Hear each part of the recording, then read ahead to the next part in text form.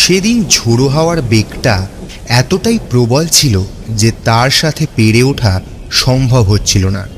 মনে হচ্ছিল সেটি আমাকে ও কিশোরীকে বোধহয় এবারে দূরে কোথাও উড়িয়ে নিয়ে গিয়ে ফেলবে। এমনিতেই আমাদের বাড়ির থেকে বেরোতে সেদিন দেরি হয়ে গিয়েছিল। কিভাবে যে ঠাকুরমশাইয়ের কাছে পৌঁছেছিলাম সে কথা আজও পরিষ্কার স্মরণে রয়েছে। তবে ওই দিন অত দুর্যোগের মধ্যে ওনার বাসায় গিয়ে কিন্তু একেবারে খালি হাতে ফিরে আসতে হয়নি। ওনার কাছে এমন এক বিষয়ের গল্প শুনেছিলাম যেটি ছিল সম্পূর্ণ অন্য ধরনের। উনি সেদিন আমাকে ও কিশোরীকে বৌদ্ধতন্ত্রের ওপরে বেশ কিছু অজানা তথ্য জানিয়েছিলেন। আজকে আমি আপনাদের সামনে সেদিনের ওই অভিজ্ঞতার কথাখানাই ভাগ করে নিতে চলেছি। কলকাতার রাস্তায় বেরোলেই একটা না একটা সমস্যার মুখে পড়তেই হতো, কারণ ঝড় বৃষ্টির সময় কলকাতা একেবারে উত্তাল নগরীতে পরিণত হয়ে যায়। মহানগরী কথাটা কলকাতার সাথে গেলেও এই নগরী উন্মত্ততার হিসেব রাখা সত্যিই বড় দুষ্কর হয়ে যেত বৈকি। তবুও আমরা দুটিতে মিলে বেশ গান গাইতে গাইতে রাস্তা ধরে এগোতে থাকলাম। সামনেই একটা তেলে ভাজার দোকান নজরে পড়তেই কিশোরী সেখান থেকে এক প্যাকেট তেলে ভাজা কিনে আবার হাঁটা দিল। আমিও তাকে বরাবরের মতনই অনুসরণ করতে লাগলাম। এরপরে পাসিং শো কেনার পালা। সেটিও নির্দিষ্ট দোকান থেকে ক্রয় করে নেওয়া হলো। ওদিকে মেঘের গর্জনের শব্দটা প্রখর থেকে প্রখরতর হয়েই চলেছে। আমরা শেষমেশ ঠাকুরমশাইয়ের ভিটের সামনে এসে উপস্থিত হলাম। ওই বাড়িটির মধ্যে একটা আলাদাই ব্যাপার ছিল, যাকে বলে রসাস্বাদনের জন্য উল্লেখযোগ্য ঠিকানা। এবারে রসাস্বাদন বলতে যদি আপনারা ভাবেন আমি এক অজ্ঞাত বিষয়ের সাথে পাল্লা নিয়ে নিজের ভাবাবেগকে সংযত করবার প্রয়াস করে চলেছি, তাহলে বলবো একেবারেই ভুল ভেবেছেন। ওই বাড়িটির মধ্যেই থাকতো আমাদের বিনোদনের মূল মাধ্যম। সে আর কেউ নয়, ঠাকুরমশাই নিজেই। আমরা নির্দিষ্ট সময়ের মধ্যেই পৌঁছে গেলাম ওনার বাড়িতে। এরপরে দরজা দিয়ে ভেতরে ঢুকে পড়লাম। দরজাটা সেদিন চারি হয়তো খোলা রেখেই চলে গিয়েছিল। আমাদের পায়ের শব্দ পেতেই চারি এগিয়ে এসে বলল, কি ব্যাপার কাকাবাবু, আপনারা এই ঝড় বৃষ্টির মধ্যে আপনারা যে আসবেন ভাবতেই পারিনি। আমি বললাম, আসলে যখন বেরিয়েছিলাম তখন কেবল মেঘ ডাকছিল, ধীরে ধীরে বৃষ্টি নেমে গেল। ভাগ্যিস বাড়িতে পৌঁছতে পেরেছি, না হলে পুরো ভিজে যেতাম। বেশ ভালোই করেছেন। এই তো বাবা কার সাথে যেন একটা কথা বলছিল, একজন এসেছিলেন, কিন্তু এই ঝড় বৃষ্টির দাপটে আর ফিরে যেতে পারেননি। যাক, আপনারা যখন এসেই পড়েছেন তখন আর দুশ্চিন্তার কিছু নেই। আপনাদের সাথে বসে আমিও আজকে কাহিনী শুনবো। ভেবেছিলাম বাইরে যাব, কিন্তু এখনো দেখছি বৃষ্টি পড়ছে, তাই আর বাইরে যাওয়ার কোনো প্রশ্নই নেই। চলুন তাহলে সকলে মিলে গিয়ে গল্পের বিষয়ে মন দিই। আমি ও কিশোরী চারির কথায় বেশ আনন্দিত অনুভব করলাম। এরপরে চারিকে সাথে নিয়ে ঠাকুরমশাইয়ের ঘরে প্রবেশ করলাম। দেখলাম লোকটি ঘরের ভেতরে বসে রয়েছেন। সামনেই বসে আছেন ঠাকুরমশাইও। উনি একটি ছেঁড়া পুঁথির মধ্যে মুখ গুজে বসে রয়েছেন। তবে কিভাবে যে উনি প্রতিবার আমাদের পায়ের শব্দ পেয়ে যেতেন এটা ভাবাই যেত না। সেবারও দেখলাম উনি পায়ের শব্দ পেয়েই আমাদের মুখের দিকে তাকালেন। তারপর আমাদেরকে উদ্দেশ্য করে বললেন, বাহ, এসে পড়েছ। যাক, এই অবহেলিত পৃথিবীর মায়ার টানে যে আটকে পড়নি সেটা দেখে কিন্তু বেশ ভালোই লাগছে। যাক, বসে বড় দেখি। তোমাদের উদ্দেশ্যে আজকে একটা গল্প রেখেছি, ভেবেছি এইটে তোমাদেরকে শোনাবো। কি ভুল সিদ্ধান্ত নিয়েছে কি? আমি বললাম, একেবারেই না, আপনি আর ভুল সিদ্ধান্ত এ তো হতেই পারে না। অবশ্যই শোনান, আমরা তো সেই কারণেই আপনার ভিডিওতে এসে উঠেছি। ঠাকুরমশাই তেলে ভাজার প্যাকেট থেকে একখানা তেলে ভাজা বার করে নিল। তারপর বললেন, আরে তাড়াতাড়ি নাও, এবারে তোমরাও একটি করে তেলে ভাজা বের করে মুখে পুরে দাও দেখি। আমাদের তো গল্পেও প্রবেশ করতে হবে বই কি। ওনার কথার মধ্যেই এক মাদকতা কাজ করত, তাই আমরাও কোনো কথা না বলে সরাসরি গল্পে প্রবেশ করে গেলাম। উনি বলতে শুরু করলেন। সেবারে ঘন বর্ষায় আমার এক কাপালিকের সাথে সাক্ষাৎ ঘটেছিল। সে বড় বিচিত্র মানুষ, মুখ দিয়ে যা বলতেন তাই ফলত। সমস্যা ছিল অন্য জায়গায়। ওরকম একটি মানুষকে রাগিয়ে দিলে কি হতে পারে? এরা যখন তখন অভিশাপ দিয়ে দিতেন। এরা সংসার বিমুখী হওয়ার দরুন মায়ার বাঁধনে কোনোদিনও আবদ্ধ থাকতে পছন্দই করতেন না। ফলে এরা লোভ, লালসা, তৃষ্ণা ও ভোগ বিলাস এই সব কিছুর বাঁধন ছিঁড়ে বহুকাল পূর্বেই বেরিয়ে এসেছিলেন। এমনই এক সাধকের সাথে সাক্ষাৎ ঘটেছিল হিমালয়ের পাদদেশে। গাড়োয়াল হিমালয়ের আনাচে কানাচে তখন আমি ভ্রমণরত। ওখানকার বরফে আবৃত ওই নৈসর্গিক সৌন্দর্য দর্শনের মধ্যে দিয়ে আমি পরম তৃপ্তি পেয়েছিলাম।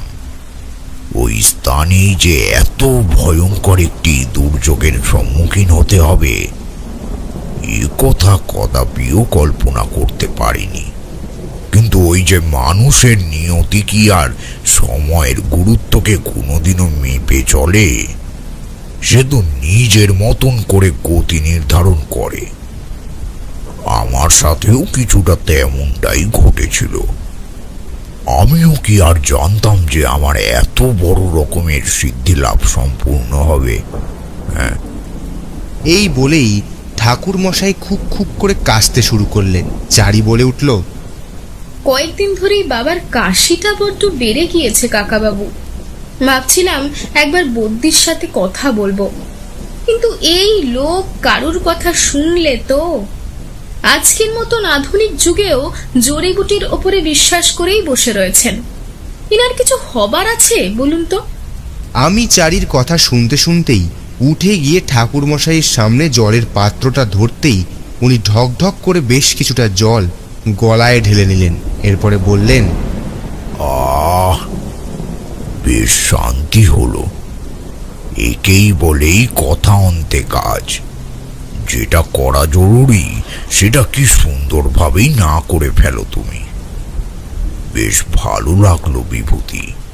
আর চারিমা, তুমি বোধহয় পুরাকালের চিকিৎসা শাস্ত্র সম্পর্কে কিছুই জানো না। এই শাস্ত্রে জড়িবুটি আদি ঔষধির কথাই বিশেষভাবে উল্লিখিত রয়েছে। বড় বড় ঋষি ঋষিরাও কিন্তু এই ধরনের আয়ুর্বেদিক ঔষধির সহযোগিতাতেই সুস্থ হয়ে উঠতেন।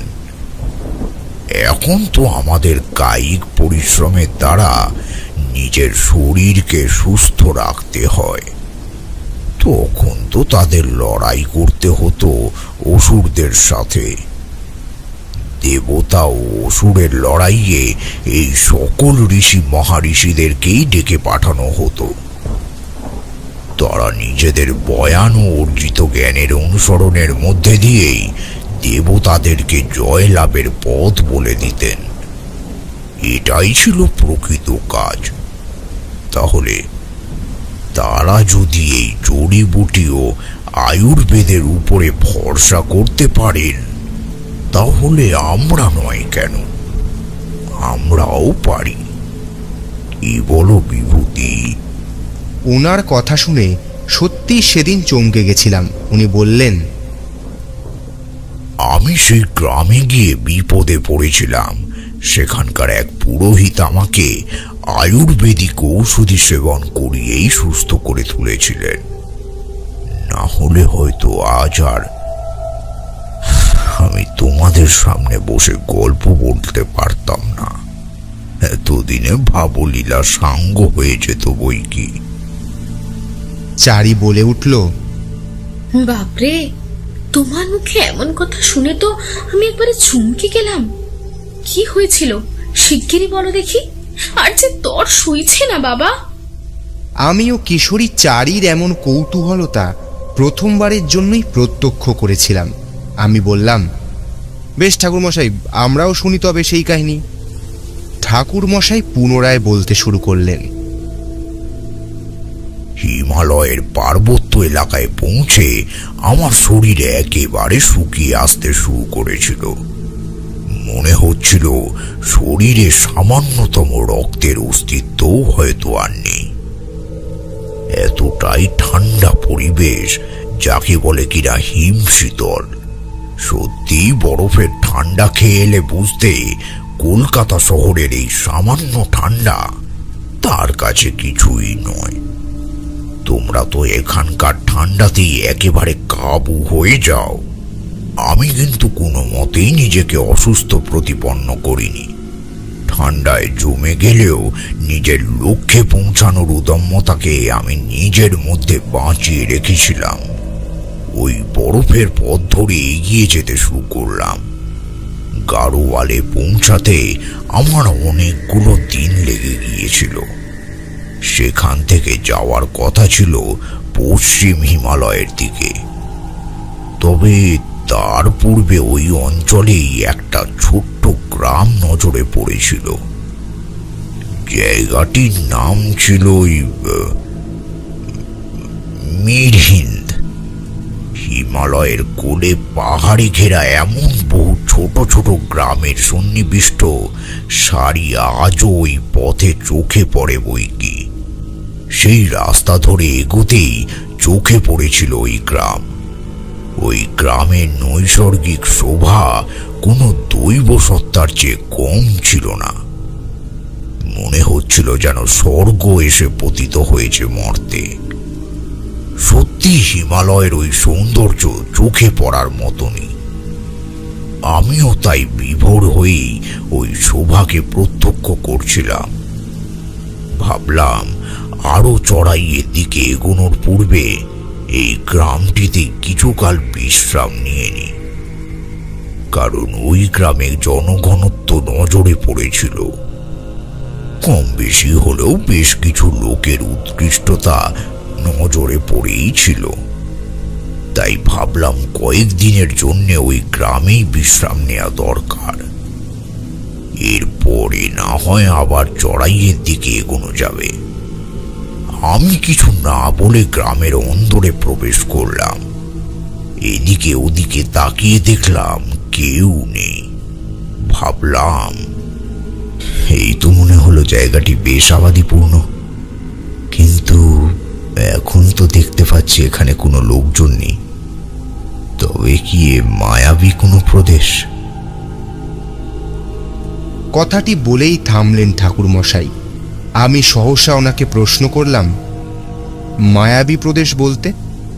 উনি বললেন, পুরাণে এই বিষয়টির উল্লেখ পাওয়া যায়। গাড়োয়াল হিমালয়ের বিষয়টি বহুবার বহু ক্ষেত্রে অসুর ও দেবতাদের রহস্যময়ী আত্মগোপন করে থাকার জায়গা হিসেবে চিহ্নিত হয়েছে।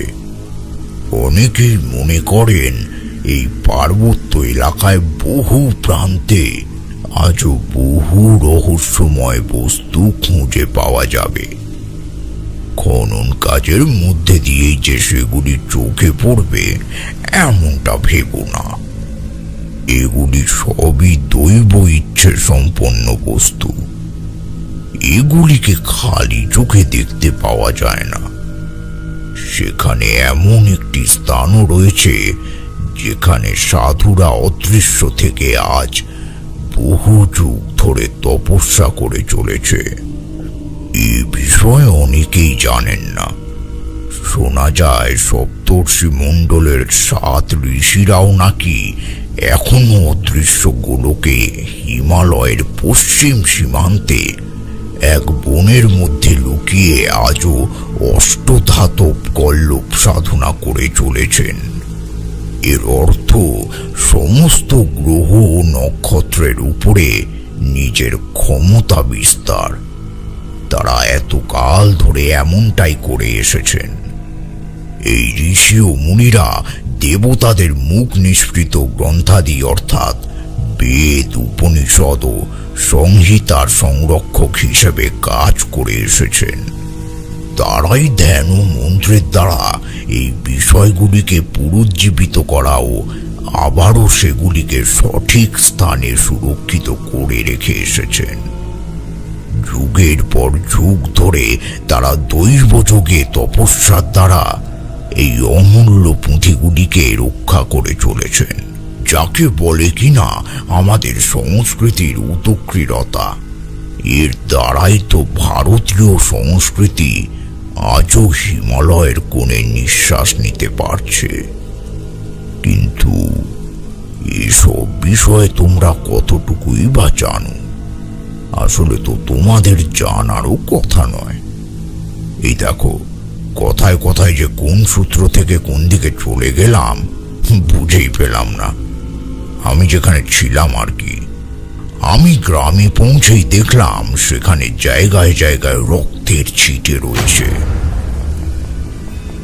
এবড়ো খেবড়ো ভাবে মানুষের বিভিন্ন কাটা অঙ্গের বিক্ষিপ্ত টুকরোগুলি ছড়িয়ে রয়েছে। এসব দেখবার সাথে সাথেই মনে হলো এখানে কোনো মায়াবী রাক্ষসের বাস নেই তো।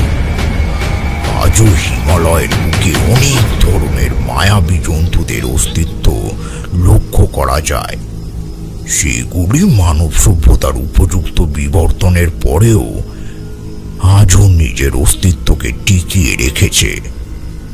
বিলুপ্ত হয়ে যাওয়া প্রাণীদের অস্তিত্ব সেখানে খুঁজে পাওয়া যায়। আমি সেসব নিজের চোখের সামনে দেখে বড্ড ঘাবড়ে গিয়েছিলাম। কি করব আন্দাজ করতে না পেরে গ্রামের আরো একটি ভিতরে প্রবেশ করলাম। এই সময়ে হঠাৎ করে মেঘের গর্জন শুরু হলো।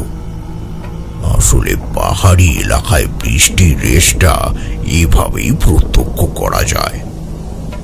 যখন তখন মেঘের গর্জনের সাথে সাথে বৃষ্টির একটা প্রাদুর্ভাব লক্ষ্য করাই যায়। সেবারে তেমনই এক পরিস্থিতির মধ্যে পড়ে যথেষ্ট ঘাবড়ে গিয়েছিলাম। এরপরে আমি যা দেখলাম তা দেখা মাত্রই গায়ের রক্ত হিম হয়ে গেল। দেখলাম কিছু লোক হৈ হৈ রই রই করছেন।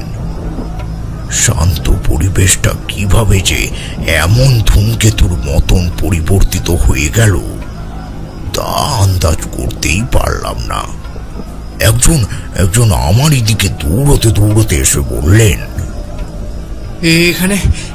এখানে বড় বিপদ। সেই অভিশপ্ত জন্তুটি আবারও পদার্পণ করেছে। 5 জনকে সে নিজের শিকারও বানিয়েছে। যোগ দিয়ে সে সকলকে নিজের কাবু করতে পারে। তার চোখের মধ্যে এক এমন জাদু রয়েছে যেটির দ্বারা সে সহজেই মানুষকে মেরে ফেলতে পারে, এরপরে আবার অন্য শরীর ধারণ করে। আগামী পূর্ণিমার মধ্যে যদি এই পশুর রোধ করতে না পারা যায় তবে এর ক্ষমতা অসীম বৃদ্ধি পাবে। তার এই ক্ষমতাকে রোধ করতে পারা আমাদের পক্ষে কেন, গোটা বিশ্বের কারুর পক্ষে সম্ভব হবে না। পালান আপনারা, এক্ষুনি সে আপনার উপরেও আক্রমণ করবে। এই বলেই দেখলাম সেই লোকটি আমার সামনে থেকে দৌড়ে চলে গেলেন। আমি যে কাউকে কিছু জিজ্ঞাসা করব সেটি আর সম্ভব হয়ে উঠল না। বাধ্য হয়ে ওদের সকলের সাথে নিজেও দৌড়তে শুরু করে দিলাম। হঠাৎ দেখলাম কিছু কালো ধোয়ার শাড়ি আমাদেরকে ধাওয়া করছে। মনে হচ্ছিল ধীরে ধীরে লোকটির দম বেরিয়ে যাবে। নিজের অস্তিত্বের ক্ষেত্রে এক চরম সংকটকে ঘনীভূত হতে দেখেছিলেন তিনি, অথচ কিছুই করতে পারছিলেন না। আমি লোকটিকে বাঁচানোর জন্য এগোতে যাব, এমন সময় গেরুয়া পোশাক পরিহিত একটি লোক আমার দিকে এগিয়ে গেলেন।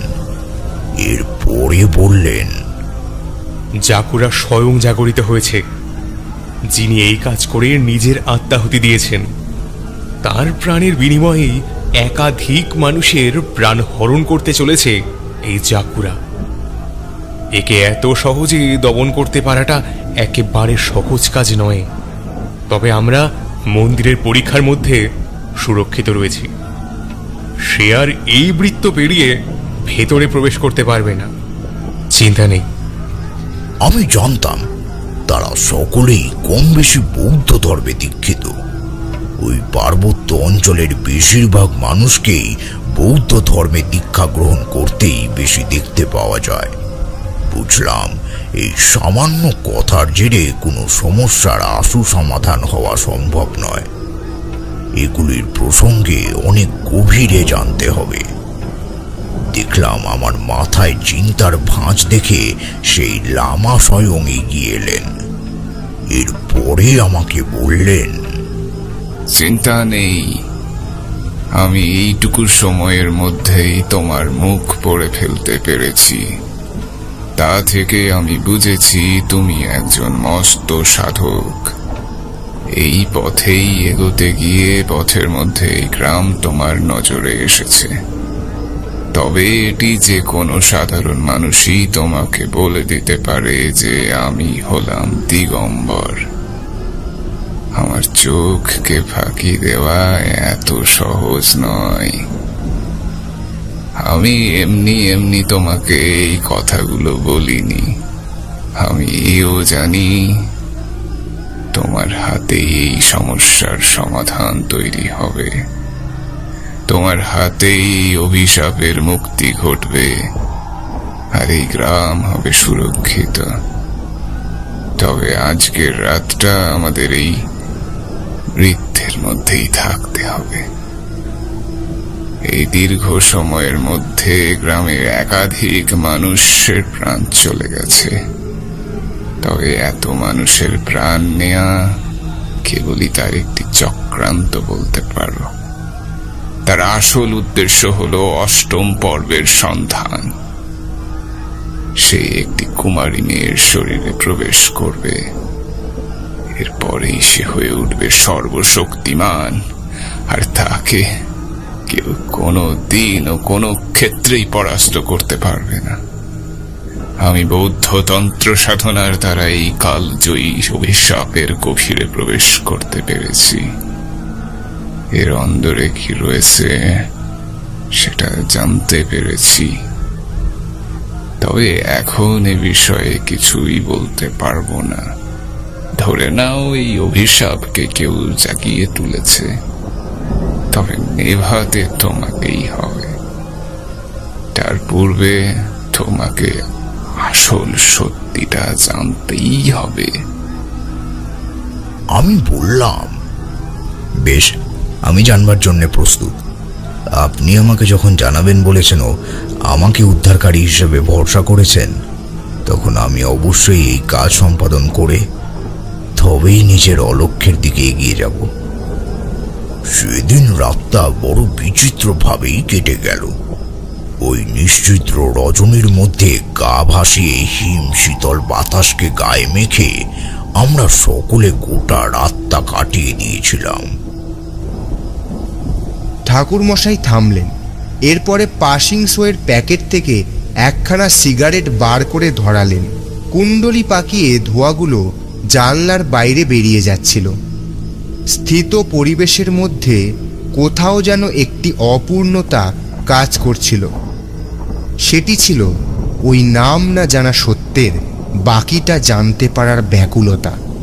আমাদেরকে আর পরবর্তীটা বলবার জন্য তাকে অনুরোধ করতে হলো না, তিনি নিজের থেকেই বলতে শুরু করলেন। আমরাও গল্পের অন্দরে প্রবেশ করলাম। তবে বাইরের ওই মেঘের গর্জনের শব্দটাই বলে দিল যে গল্পের পরবর্তী অধ্যায়টি আরও কতখানি আকর্ষণীয় হতে চলেছে। চারিও দেখলাম তেলে ভাজার প্যাকেট থেকে একখানা চপ বার করে অজান্তেই নিজের মুখে পুরে এক মনে গল্প শুনতে শুরু করল। ঠাকুরমশাই পুনরায় মনোনিবেশ করলেন। পরের দিন সকাল হতেই হঠাৎ আচ্ছন্নতা কেটে গেল। দেখলাম পাখিরা তখনও নিদ্রাচ্ছন্ন। জায়গাটা একেবারে ধোঁয়ায় পরিপূর্ণ হয়ে গিয়েছিল। সেই সাথে শিশির পড়েই চলেছিল। ঠান্ডায় সকলেই একেবারে জমে যাচ্ছিলাম। এমন সময় হঠাৎ দেখলাম সেই পুরোহিত উঠে বসেছেন। তিনি আমাকে লক্ষ্য করলেন। এরপরে তিনি বললেন, চলুন এবার আমাদের মন্দিরের ওই দিকটায় যেতে হবে। এরা ঠিক চলে আসবে, সকলেই যে যার কুটিরে ফিরবে। তবে আমার কোনো কুটির নেই, আমি ওই বৌদ্ধ মঠে থাকি, সেখানেই লামাদের সাথে আমার বিচরণ। ওখানে আজও দৈবজ্ঞানী পুরুষেরা নিজেদের পায়ের ধুলো দিতে আসেন, স্বর্গ থেকে আসেন তারা।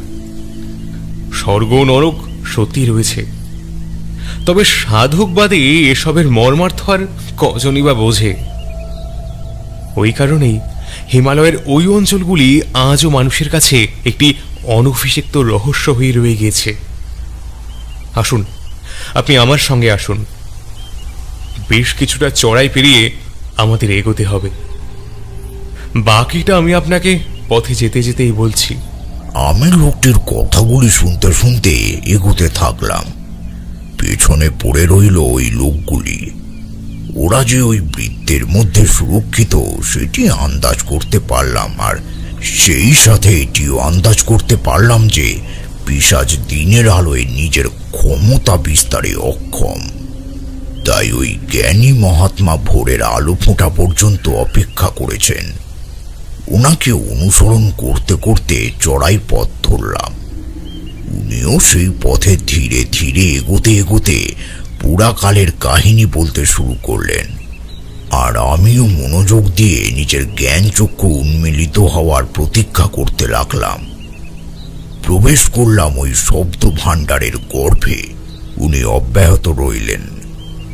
আমি পাহাড়ের ওপরের ওই মন্দিরে পূজারী হিসেবে কাজ করতাম। আমার পূর্বে যিনি এই কাজ করতেন তাকেই আমি নিজের গুরু বলে মানতাম। ওনার হাত ধরেই আমার এই সাধনার পথে অবতরণ হয়েছিল। তবে ওনার অকাল প্রয়াণে আমরা সকলেই শোকাহত হয়ে পড়েছিলাম। পরে জানতে পারি উনি নাকি তার বিশ্বস্তদের মধ্যে আমাকেই সর্বতোভাবে যোগ্য নিরূপণ করে গিয়েছেন। আর ঠিক সেই কারণেই ওরা আমাকে ওনার পরবর্তী পূজারী হিসেবে নিযুক্ত করেছিল। আমি গুরুদেবের কাছ থেকে অনেক কিছু শিখেছি। অহংকার করে বলছি না, তবে এই বিশ্বের কালো দিকগুলি সম্পর্কে উনি আমায় শিখিয়েছিলেন। বৌদ্ধ পরম্পরায় এমন অনেক ঘটনা রয়েছে যেগুলিকে মানুষ রূপকথার কাহিনী ভেবে থাকেন, কিন্তু ওই সকল কাহিনীগুলোর মধ্যেও একটা বাস্তবতা রয়েছে। সেসব বিষয়ে আমরা কতজনই বা জানি, কিন্তু ওই কাহিনীগুলোর মধ্যে আরো একটি সত্যতার জায়গা রয়েছে, যেগুলি কেবল গুরুদেব আমাকেই বলে গিয়েছিলেন। আমি বললাম, সেটি কি ছিল? সেটির সাথে এখনের ঘটনার কি কোথাও কোনো যোগসূত্রতা রয়েছে? দিগম্বর বললেন, হ্যাঁ রয়েছে, অবশ্যই রয়েছে। উনি আমাকে একটি পাথরের সন্ধান দিয়েছিলেন। সেটি একটি টুকরোই বলতে পারো। এটি একটি অভিশপ্ত প্রস্তরখণ্ড। এটির অস্তিত্ব পাওয়া গিয়েছিল আজ থেকে প্রায় 5000 বছর পূর্বে। গুরুদেবের মতে ওটি নাকি গৌতম বুদ্ধকে ঈশ্বর দিয়েছিলেন। তিনি সেটিকে নিজের মন্ত্রের দ্বারা পরিশুদ্ধ করে নিজের কাছে রেখে দিয়েছিলেন। সেই পাথরটি এতটাই চমৎকারী পাথর ছিল যা ধারণ করলে একজন সাধারণ মানুষের মধ্যেও আসরিক ক্ষমতা জাগরিত হতে পারে। সেই পৃথিবীর সব থেকে শক্তিশালী দানবে পরিণত হতে পারে। বুদ্ধ একদিন গভীর তপস্যায় থাকাকালীন সেই পাথরটি চুরি হয়ে যায়। এক খারাপ ব্যক্তি সেটিকে নিয়ে পালিয়ে যান। নিজেকে পৃথিবীর সব থেকে বড় শক্তিশালী সাধকে পরিণত করবার লিপ্সা তাকে এটা করতে বাধ্য করেছিল। তিনি মনে করতেন গৌতম বুদ্ধ ও তার মধ্যে কোনো তফাৎ নেই। তিনি তার থেকে বড় স্থান দখল করতে চেয়েছিলেন। ওই লোকটির নাম ছিল ম্যানিং কুং। ওই লোকটি নিজের রক্তের দ্বারা সেই পাথরটির অভিষেক ক্রিয়া সম্পন্ন করেন। সেদিন ছিল পূর্ণ পূর্ণিমা। ওই রাতে যদি কালো শক্তিকে আহ্বান করা হয় তাহলে সেটি ফিরে আসে। ঈশ্বরের দেওয়া আশীর্বাদকে নিজের মন্ত্রের দ্বারা অভিশাপে পরিণত করেছিলেন ম্যানিং কুং। এরপরে তার মধ্যে তিনি এক ভয়ঙ্কর দানবীয় ক্ষমতাকে স্থানান্তরিত করে দেন। কিন্তু প্রথম দফায় তিনি কোনো পরিবর্তন লক্ষ্য করতে পারেন না। এর ফলে বিমর্ষ হয়ে যখন একটি তরোয়ালের সাহায্যে নিজের ধর থেকে মুন্ডটা আলাদা করে ফেলেন, তারপরই নাকি ওই পাথরটি রক্তের মধ্যে ফুটতে শুরু করে। রক্ত ক্রমেই গরম হতে হতে ওই পাথরটিকে পাত্রের বাইরে নিয়ে আসে। তখনও নাকি ম্যানিংয়ের প্রাণ অবশিষ্ট ছিল। নিজের এই পরীক্ষাকে সফল হতে দেখবার লিপ্সা নিয়েই তাকে মারা যেতে হয়েছিল। তবে মৃত্যুর পূর্বে তিনি তার এই উপলব্ধিকে বাস্তবে রূপান্তরিত হতে দেখতে পেয়েছিলেন বলেই শেষমেশ তার আত্মা ওই পাথরেই প্রবেশ করে। ওই পাথরটি তখন কালো শক্তির ঘেরাটোপে থাকায় ম্যানিং কুং এক ভয়ঙ্কর রাক্ষসে পরিণত হয়ে যান। তবে শেষ পর্যন্ত ওই তান্ত্রিক ক্রিয়ার কোনো পরিণতি না পাওয়ায় তার আত্মা ওটির মধ্যেই আবদ্ধ হয়ে থেকে যায়। গৌতম বুদ্ধ তপস্যা শেষে ওই পাথরটির খোঁজ করতে গিয়ে যখন সেটিকে গায়েব দেখেন, তখনই তিনি তার দিব্য দৃষ্টির সাহায্যে সেটির আসল অবস্থানের কথা জানতে পেরে যান। এরপরে তিনি ৭০ ম্যানিংকুংয়ের ওই গোপন তান্ত্রিক ক্রিয়াস্থলটিকে আবিষ্কার করে সেখানে পৌঁছন ও পাথরটিকে কুড়িয়ে নেন। এরপরে দুটি মুখ বন্ধ করা পাথরের মাঝের ফাঁকা স্থানে সেই অভিশপ্ত পাথরটিকে আটকে সেটিকে সঙ্গে করে হিমালয়ের পূর্ব সীমান্তের দিকে অগ্রসর হতে থাকেন। এরপরে আগামী ১৫ দিন তিনি একইভাবে পদব্রজে নাওয়া খাওয়া সব বন্ধ রেখেই এক নাগাড়ে হেঁটে চলেন। যখন তিনি হিমালয়ের পূর্ব সীমান্তে এসে উপস্থিত হন, তখন তিনি দেখেন ওই পাথরটি গলতে শুরু করেছে। তবে তার একটি দিকই গলতে শুরু করেছিল, আরেকটি দিকের মধ্যে তেমন কোনো পরিবর্তন লক্ষ্য করতে পারেননি তিনি।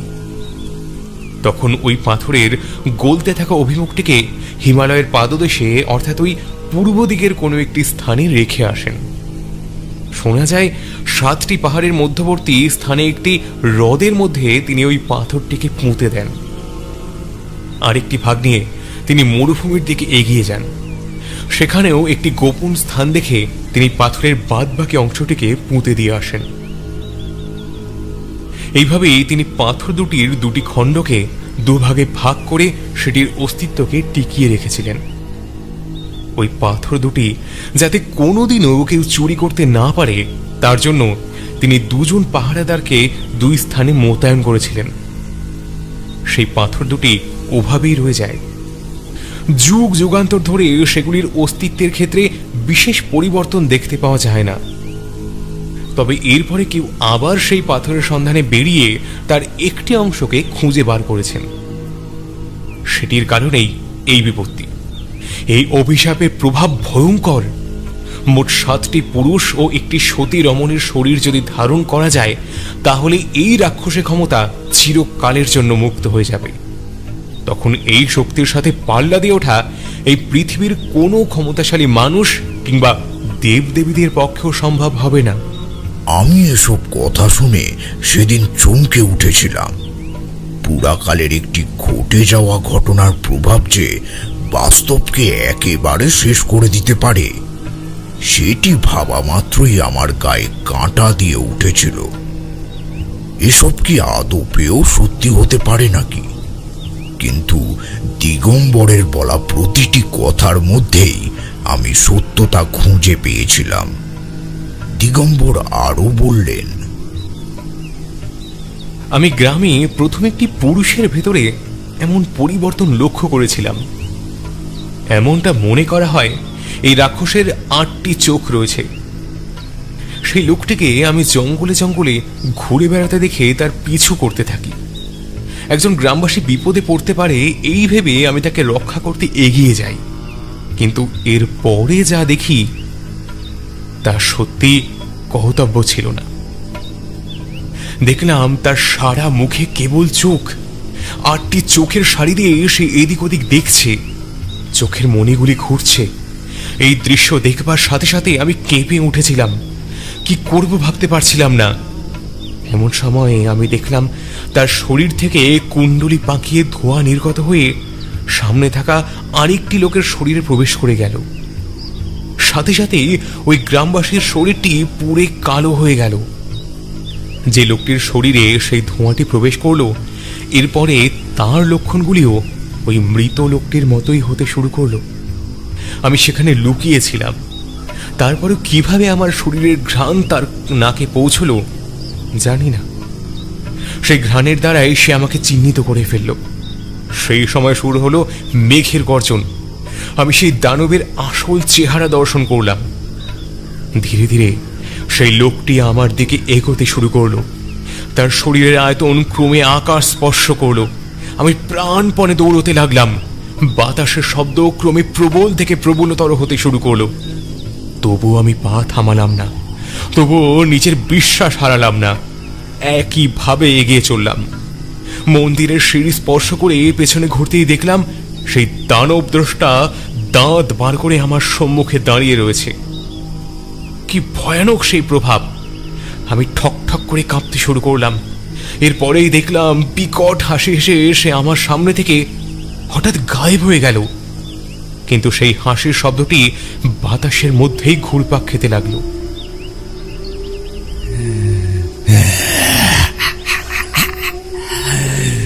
এতকাল পর আমি মুক্তি পেয়েছি, আর বাকি 2 জন, এই দুটোর পরেই আমি অভিশাপ মুক্ত হব।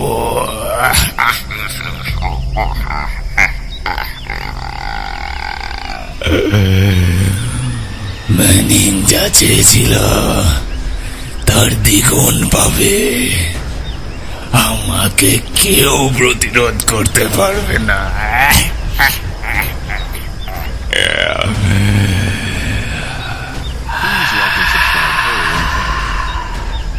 আমি সেদিন প্রাণ নেই মন্দিরের ভেতরে প্রবেশ করেছিলাম। ভোরের আলো ফোটার আগে পর্যন্ত আমি আর মন্দির ত্যাগ করিনি।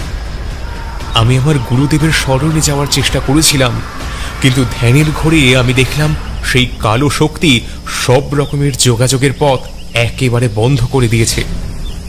আমাদের কারোর মুক্তির উপায় নেই। এমনকি আমি আমার অন্তরের শক্তিগুলিকেও হারিয়ে ফেলেছি। একে একে আমি দুর্বল হয়ে যাচ্ছি। এখান থেকে মুক্তির কোনো উপায় নেই। হয়তো সে এরপরে আমাকেও শিকারে পরিণত করতে পারে। তবে যাই হয়ে যাক না কেন, কাউকে না কাউকে তো এর থেকে মুক্তি দিতেই হবে আমাদের। এই ক্রিয়ার ভার তাই তোমার মতন সাধকের ওপরেই নিহিত। এই নাও এই মালা ও লোহার কুঠার। এটির সাহায্যে ওই কালো শক্তিকে খতম করতে হবে। আমি জানি এই ধর্মের সাথে তোমার কোনো যোগসূত্র নেই, তাই সে তোমার ওপর প্রভাব বিস্তার করতে পারবে না। তোমাকে এই দুটির দ্বারাই তাকে শেষ করতে হবে। মনে রেখো, পরিস্থিতি যে কোনো সময় পরিবর্তিত হয়ে যেতে পারে। বাকিটা সময় তোমাকে বলবে, সেটি পূর্বেই নির্ধারিত। কথাবার্তার সমাপ্তি ঘটতেই মন্দিরে এসে উপস্থিত হলাম।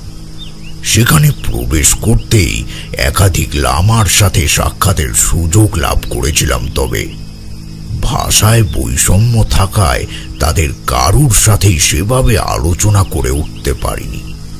কারণ এগুলির মর্মার্থ অনুমান লাগানো আমার পক্ষে সম্ভব ছিল না। এদিকে আমাকেই সেই পিশাচকে শেষ করতে হতো। আমার উপরেই তারা সেই গুরু দায়িত্ব অর্পণ করেছিলেন। কিছু কিছু জিনিস নিয়তির উপরে ছেড়ে দেওয়া ছাড়া আর কোনো উপায় থাকে না। ঠাকুর মশাই থামলেন। এরপরে আমি ওনাকে উদ্দেশ্য করে বললাম, শেষ পর্যন্ত কি হয়েছিল ঠাকুর মশাই? আপনি কি শেষমেশ ওই পিশাচের থেকে গ্রামবাসীদের রক্ষা করতে পেরেছিলেন? ঠাকুর মশাই কিছুক্ষণ চুপ করে রইলেন, তারপর পুনরায় বলতে শুরু করলেন। আমার উপরেই এই গোটা বিষয়টার দায়িত্ব অর্পিত ছিল। আমাকেই যে সর্বতোভাবে এই সব কিছুর জন্য ঈশ্বর নির্ধারিত করে রেখেছেন, সেটা অনেক পরেই আন্দাজ করতে পেরেছিলাম। আমি দিগম্বরকে জিজ্ঞাসা করলাম, আচ্ছা, আমি এই সব কিছুর বিষয় কিভাবে আন্দাজ লাগাতে পারবো? উনি বললেন, সঠিক সময় হলে সেটি আপনি বুঝতে পারবেন। তবে আগামী পূর্ণিমার রাত্রে এই মন্দিরে এক বিশেষ পুজোর আয়োজন করব আমি। সেই পুজোর মধ্যে দিয়েই আমি আমার গুরুদেবের বলা কথাগুলিকে সত্য প্রমাণ করবার চেষ্টা করতে থাকব। গুরুদেবের কথাগুলির মধ্যে একটি সত্যতা তো ছিলই। তিনি যে আঙ্গিকে আমাকে বুঝিয়েছিলেন, সেই উপায়ে যদি এই পুজো করা যায় তাহলে চাঁদ রক্তে ঢেকে যাবে। আর সেদিন রাতেই ছটফট করতে করতে সেই দানব তার শেষ শিকারটিকে খুঁজে বার করার উদ্দেশ্যে ছুটে আসবে। হয়তো আমাদের মধ্যেই কাউকে শিকার করবার চেষ্টা করবে সে, কিন্তু সেই সময় আমি পুজোর স্থল ছেড়ে উঠতে পারবো না। কাজে তোমাকেই এই কাজে সাহায্য করতে হবে, তোমাকেই এই কাজে সচেতন হতে হবে। যার শরীরে সেই শয়তান প্রবেশ করুক না কেন, তার বুকে গিয়েই এই কুঠার বিদ্ধ করতে হবে, আর এই জ্যোতি চিহ্নটি তার কপালে এঁকে দিতে হবে। যদি আপনি তার শরীর থেকে নির্গত হওয়া রক্তের সাহায্যেই তার শরীরে সেই চিহ্ন অঙ্কন করে দিতে পারেন, তাহলে সমস্ত সমস্যার সমাধান হয়ে যাবে। সে মারা যাবে, আর ওই পিশাচ সেই শরীর ছেড়ে বাইরে বেরোতে পারবে না। এরপরে সেই শরীরটিকে আগুনে দাহ করতে হবে। আমি শুনে মারাত্মক ঘাবড়ে গিয়ে বলেছিলাম, সে কি কথা? লোকটি যদি জীবিত থাকেন, তারপরেও আমাকে তাকে জ্যান্ত জ্বালিয়ে দিতে হবে? তিনি বললেন, হ্যাঁ, এটা ব্যতীত আর কোনো উপায় নেই। কারণ এটা মনে রাখতে হবে, তখন উনি কোনো সাধারণ মানুষ নন, উনি হলেন পিশাচ। আর পিশাচকে শেষ করতে না পারলে এরপরে সে তার অন্তিম শিকারের দিকে এগিয়ে যাবে। কোনো এক নাবালিকার শরীর ধারণ করবে সে। সেটা এই গ্রামের যে কারোর শরীর হতে পারে, আবার নাও হতে পারে, কিন্তু সেটি তার অন্তিম শিকার। এর পূর্বেই আমাদেরকে তাকে শেষ করতে হবে। মনে রেখো, ওই পূর্ণিমার দিন সে সপ্তম শিকারের দিকে এগিয়ে যাবেই। এটাই ভবিতব্য। আমি এত কাল ধরে সাধনার কাজে লীন থেকেছি, কাজেই আমি জানি কি হতে চলেছে। আমাকে গুরুদেব দেখিয়েছিলেন, তাই আমি তোমাদেরকে সাবধান করে দিলাম। দিগম্বরের কথায় আমরা সকলেই সাবধান হয়ে গেলাম। এর পরের কটা দিন গ্রামে কোনো রকমের সমস্যা তৈরি হলো না। ক্রমে পূর্ণিমার দিন এগিয়ে এলো। পূর্ণিমার দিন সকালে দেখলাম এক গুচ্ছ শাপলা ফুল মন্দিরের উদ্দেশ্যে নিয়ে যাওয়া হচ্ছে। আমি তাদেরকে জিজ্ঞাসা করতেই তাদের মধ্যে থেকে একজন বললেন, এই শাপলা ফুলের দ্বারাই গৌতম বুদ্ধের পুজোর কাজ করা হয়। উনি শাপলা ফুল খুবই পছন্দ করতেন। উনি এই ফুলের দ্বারাই অনভিষিক্ত শক্তির প্রভাবগুলিকে খর্ব করে শুভ শক্তির জাগরণ ঘটিয়েছিলেন। এই কারণেই তার নির্বাণ সম্পন্ন হয়েছিল। এমনটা মনে করা হয় তিনি এই অঞ্চলেও অনেকটা সময় কাটিয়েছিলেন। তাই মন্দির স্থাপনের পরে তার পুজো হয়। নির্বাণ লাভের মুহূর্তে তিনি যে যে স্থানে বসে তপস্যা করেছিলেন, সব স্থানেই একটি করে মন্দির নির্মিত হয়। বেশিরভাগ পার্বত্য অঞ্চলেই সেটি স্থিতি লক্ষ্য করা যায়। এরপরে তিনি ভারতের সীমানা অতিক্রম করে চীনের দিকে অগ্রসর হন। এগুলি সবই তার পূর্ব মুহূর্তের কাহিনী। পূজার সময় ঘনিয়ে এসেছে। পূজার পূর্বেই আমাদেরকে এই সমস্ত দ্রব্য মন্দিরে পৌঁছে দিতে হবে। আসুন, আপনিও আমাদের সাথেই চলুন। দিগম্বর পুরোহিত নিজেই আজকে মহাযজ্ঞের আয়োজন করবেন। তবে কিছু একটা অনর্থ ঘটবেই, কারণ যে অভিশাপের সাথে মোকাবিলার সিদ্ধান্ত নিয়েছেন তিনি, সেটি কোনো সাধারণ অভিশাপ নয়। লোকটির কথা শুনে আমিও ভয় পেয়ে গেলাম। এরপরে ওদের সাথেই মন্দিরের দিকে এগোতে থাকলাম। মন্দিরে পৌঁছেই দেখলাম পূজার জোগাড় যন্ত্র করা হয়ে গিয়েছে। সকলেই পূজার স্থলে এসে উপস্থিত হয়েছেন। দিগম্বর নিজেও সেখানে উপস্থিত হয়েছেন।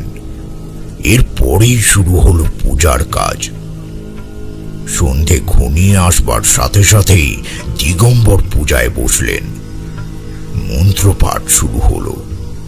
তিব্বতী ভাষায় মন্ত্রপাঠ করতে থাকলেন দিগম্বর আর সেই সাথে তার সঙ্গে বসে থাকা অন্যান্য পুরোহিতরাও একই সাথে মন্ত্রাচ্চারণ করতে শুরু করলেন।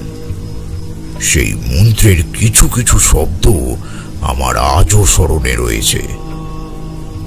ওম মনে রাক্ষস নিরুগায় সমীপে নুহন্তে শিম হিম ক্লিম হুম মঙ্কিং চমিতে হম ভম মে হিমে ওম মণি পদ্মে পদ্মহং হিমে করোটি চ নামে শিমে নিধি মে হন্তে পিশাচ ওম মণি রাক্ষস নিরুগায় সমীপে নুহন্তে শিম হিম ক্লিম রসিদে হুম মঞ্চিং চুমিতে হুম হিম মে হিমে ওম মণি পদ্মে পদহং হিমে করোটি চ নামে শিমে নিদামে হন্তে পিশাচ।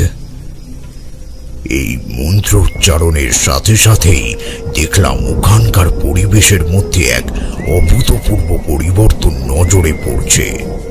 চারিদিক ধোঁয়ায় পরিপূর্ণ হয়ে গেল। সেই সাথে আকাশে মেঘের গর্জনের শব্দ শোনা যেতে শুরু করল। কোথা থেকে কিছু কালো ধোঁয়া আনাচে কানাচে প্রবেশ করে সরাসরি আমাদের অভিমুখেই অগ্রসর হতে শুরু করলো। ক্রমে সেগুলি ধেয়ে আসতে লাগলো আমাদের দিকে। আমরা কোন দিকে যাব কিছু বুঝে উঠতে পারলাম না। সেটি সরাসরি এসে আছড়ে পড়ল ওই যজ্ঞকুণ্ডের সামনে। গিয়ে যেতে লাগলাম, তখন দিগম্বর কেবল ধ্বংসযজ্ঞে ব্যস্ত। সে আমাকে লক্ষ্য করেনি। এমতাবস্থায় আমি কুঠার তার বুকের বাম দিক বরাবর গিথে দিতেই একটা ভয়ঙ্কর চিৎকার করে দিগম্বর মাটিতে লুটিয়ে পড়ল। আহ আহ কি যন্ত্রণা! আমি জানি তুমি আমাকে মারতে চাওনি। তুমি এই অভিশাপকে শেষ করার উদ্দেশ্যেই আজ এটা করেছো। তুমি আমাকে নিষ্পত্তি দিয়েছো। এবার আমি নিশ্চিন্তে স্বর্গে যেতে পারবো। আর কোনো বাধা রইল না, আর কোনো বিপত্তি রইল না। এই কথাগুলি বলেই দিগম্বর সেদিন পৃথিবীর মায়া ত্যাগ করে চলে গিয়েছিল। তার চোখ দুটি অমন খোলা অবস্থাতেই পড়েছিল। পরে আমি হাত দিয়ে তার চোখ দুটিকে ঢেকে দিয়েছিলাম। সেদিন সকলে ওই অভিশাপের কবল থেকে রক্ষা পেয়েছিল ঠিকই, তবে আমার চোখ জলে ভরে উঠেছিল, কারণ আমি জানতাম আমি খুন করতে বাধ্য হয়েছি, যা একজন সাধককে শোভা পায় না। জাকুরা সমাপ্তির দিকে এগিয়ে গেলেও আমি আমার মনকে আজও শান্ত করতে পারিনি।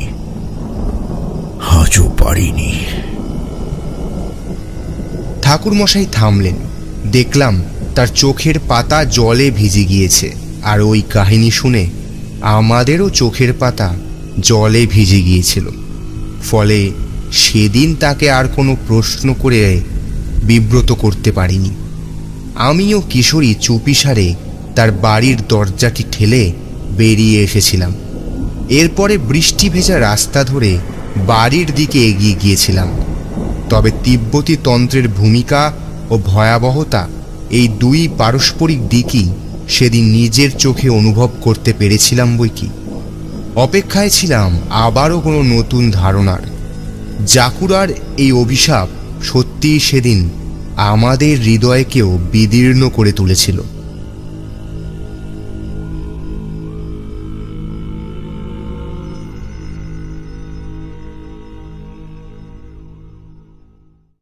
আজকের গল্প আশা করি আপনাদের মনোগ্রাহী হয়েছে। আজকের কাহিনীতে সূত্রধারের ভূমিকায় ছিলাম আমি, সঞ্চারী ভট্টাচার্য। এছাড়াও আজকের গল্পে পোস্টার ডিজাইনে ছিল পিয়ালি, ভিএফএক্স, এডিটিং এবং মিক্সিংয়ে ছিল 62 FPS স্টুডিও। এখনো পর্যন্ত যারা সম্ভাবীকে সাবস্ক্রাইব করে উঠতে পারেননি, তারা আমাদের সাবস্ক্রিপশন বাটনের পাশে থাকা বেল আইকনটিকে প্রেস করে আমাদের চ্যানেলটিকে সাবস্ক্রাইব করতে কিন্তু ভুলবেন না। আনবো এমন আরো অনেক কাহিনী যা আপনাদের মনোগ্রাহী হবে, এছাড়াও আগামীতে পাথেয় হিসাবে কাজ করবে আমাদের ক্ষেত্রে। তাই আপনারা আপনাদের লেখা আমাদেরকে পাঠিয়ে দিতে পারেন নিম্নে দেওয়া হোয়াটসঅ্যাপ নম্বরে। আপনারা ওয়ার্ড ফাইলে আপনাদের লেখাটি পাঠিয়ে দেবেন। যদি মনোনীত হয় তবে আমরা আমাদের চ্যানেলের মধ্যে দিয়ে আপনাদের লেখাটিকে পরিবেশন করবার চেষ্টা করব। আজ তাহলে এটুকুই। আগামীতে আবার আসবো নতুন কোনো কাহিনী নিয়ে। ততদিন ভালো থাকুন এবং সুস্থ থাকুন, আর শুনতে থাকুন আপনাদের পছন্দের শাম্ভবী প্রোডাকশনস, যেখানে গল্প কথা বলে। নমস্কার।